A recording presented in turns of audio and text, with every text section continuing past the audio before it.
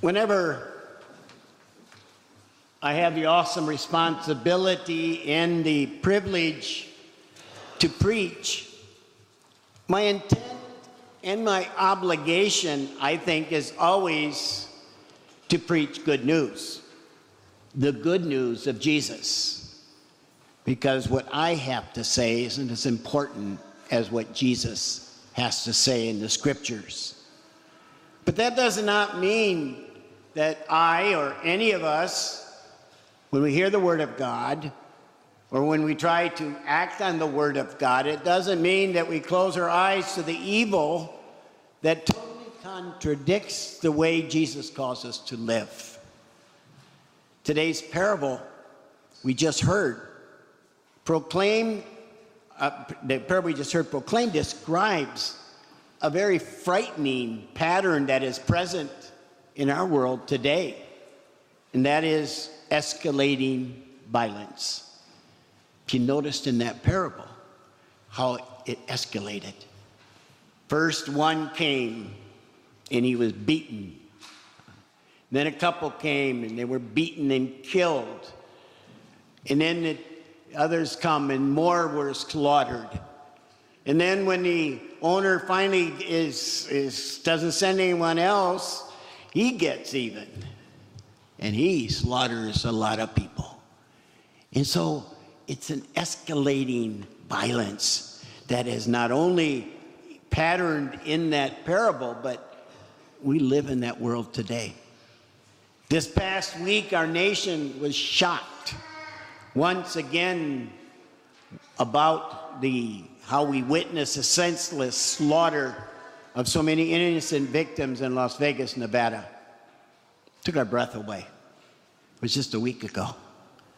While out enjoying a concert, an angry and despicable act of violence took the lives of more than 50 individuals and left over 500 wounded, and unfortunately, many scarred for life. Life will never be the same. Trust will never be there again. We are all one, I'm sure, in our feelings. At that time we heard about it and continue to reflect on it. We're still angry. There's confusion, shock, disbelief that such a horrific act could be carried out by one individual. How could anyone, we might ask ourselves, hate so much and plan such a horrible act? We have seen these senseless acts of violence way too often. How have we reached a point in our society where violence and hatred are an everyday event? It doesn't just happen once in a while, it's every day. Each day people die from violent acts in our city streets, not just too far from here. Each day people die from parts of the world from terrorism, drug violence, gang wars, and people losing their lives because of unjust systems that lead to starvation and inhuman living conditions. As Christians, as disciples of good news, and we must be disciples of good news, we should never get to a point where we become insensitive and silent, intolerant of violence. We must proclaim with all our efforts as Christians that all human life is precious. That should be our hallmark as followers of Jesus. All human life is precious. We must never stop in our commitment to dream, to imagine, to give our lives in trying to create an environment where violence, hatred, fear, and injustice will have no place in our homes, in our society, in our lives. As the people of God, we must not permit the tragic events in Las Vegas to destroy the fundamental truth that all life is precious. We are all one in Jesus Christ. We all form part of that body.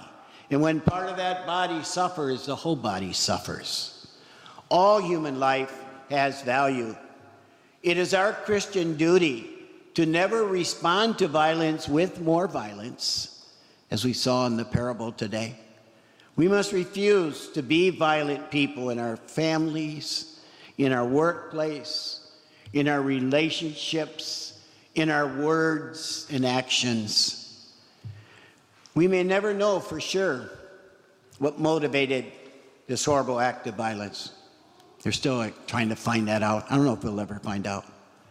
But what we saw, and I hope this is what we'll emphasize, what we saw was that evil did not have the final word. Evil didn't win that night.